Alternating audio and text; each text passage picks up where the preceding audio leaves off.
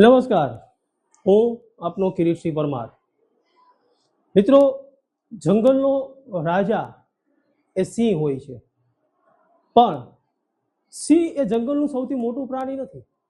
આપ સૌ જાણો છો કે જંગલનું સૌથી ઊંચું પ્રાણી એ જીરાફ છે, જંગલનું સૌથી મોટું પ્રાણી એ હાથી છે, જંગલનું સૌથી તેજ દોડતું પ્રાણી એ ચિત્તો છે, અને જંગલનું સૌથી બુદ્ધિશાળી પ્રાણી એ લોમડી હોઈ શકે.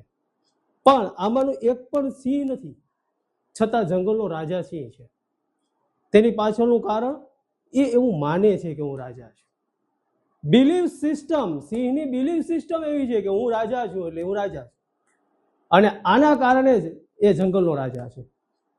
આજે જે મિત્રો સ્પર્ધાત્મક પરીક્ષાઓની તૈયારી કરો છો કે જીપીએસસી જેવી સારામાં સારી પરીક્ષાઓની તૈયારી કરી રહ્યા છો, એમને મારે જણાવવાનું કે તમે બસ આ જ માનો કે તમે આ જંગલના રાજા છો, સ્પર્ધાત્મક પરીક્ષાના રાજા છો, અને એટલા માટે જ તમે પાસ થશો અને તમે સફળ થશો. તો જે મિત્રો હાલ જીપીએસસીની તૈયારી કરી રહ્યા છે, ઘણા બધા મિત્રોના મને આવા મેસેજીસ અને ફોન આવે છે કે ઇન્ટરવ્યૂ માટેની કોઈ તૈયારી કેવી રીતના કરવી, આપ જીપીએસસી પાસ કરેલા છો તો શું કરવું જોઈએ. તો એના માટે ઘણા બધા વિડીયોઝ બનાવવા પડે. તો ખાસ આજે એક ઇન્ટરવ્યૂ એટલે શું અને એને કઈ રીતના આપવું જોઈએ એની થોડીક બાબતો આપની સામે રજૂ કરીશ. ખાસ તો પહેલાં જે મિત્રો જીપીએસસીની તૈયારી કરે છે કે યુપીએસસીની તૈયારી કરે છે, એ મનમાં એક વસ્તુ ખાસ થામી લે કે પરીક્ષાઓ, આ જીપીએસસી જેવી પરીક્ષા એ ખૂબ જ પારદર્શી રીતે લેવામાં આવતી પરીક્ષા છે. તેની અંદર તમારે માત્ર ને માત્ર મહેનતથી જ પાસ થવાનું હોય છે.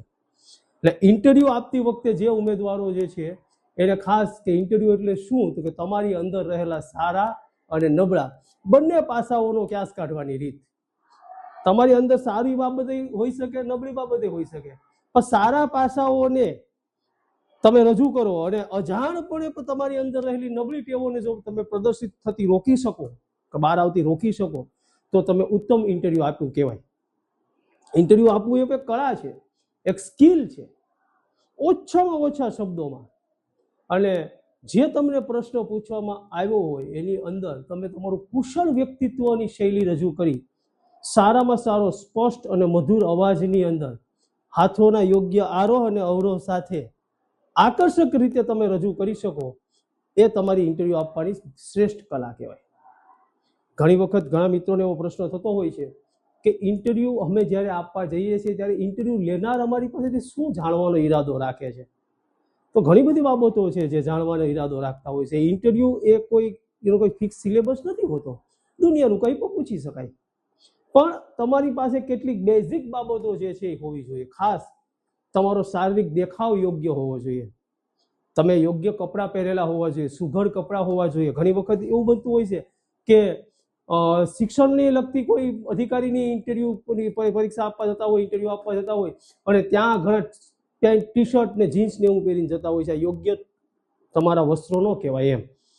એક જીપીએસસી જેવી પરીક્ષા વર્ગ 1-2ની પરીક્ષાનું ઇન્ટરવ્યૂ આપવા જતા હોય તો એની પાસે, એવા ઉમેદવારો પાસે ઉચ્ચ કક્ષાની ગંભીરતા રાખવાનો પણ ઈરાદો હોય છે.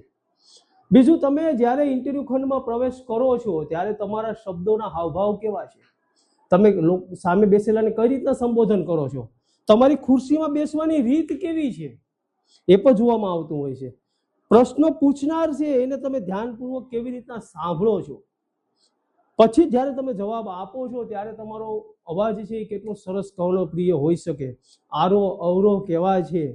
બીજું, જ્યારે તમે ઉત્તર નથી આપી શકતા કોઈ પ્રશ્નનો, ત્યારે તમારી જે પ્રશ્ન નથી જ આપી શકતા, તમે કઈ રીતના નમ્રતાપૂર્વક એવું કહો છો, તમારી ક્ષમા યાચના રજૂ કરો છો, એ પણ ખાસ પૂછવામાં આવે છે, જાણવામાં આવતું હોય છે. બીજું, પ્રશ્નને અનુસાર તમારો જવાબ છે એ માપસરની લંબાઈનો હોવો જોઈએ.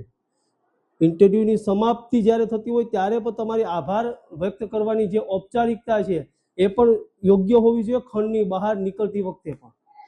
બીજું, ખાસ ઉમેદવારની અંદર રહેલો હકારાત્મક અને નકારાત્મક અભિગમ.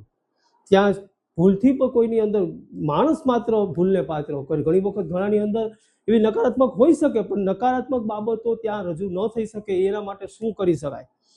જ્યારે તમે ઇન્ટરવ્યૂ આપો છો ત્યારે તમારા કેટલાક ધ્યેય ફિક્સ હોવા જોઈએ, તમારી મહત્વાકાંક્ષાઓ શું છે, તમારી અંદર રહેલી તમન્નાઓ શું છે, ઘણું બધું આવું બધું તમારી પાસે ધ્યાન રાખવામાં આવતું હોય છે.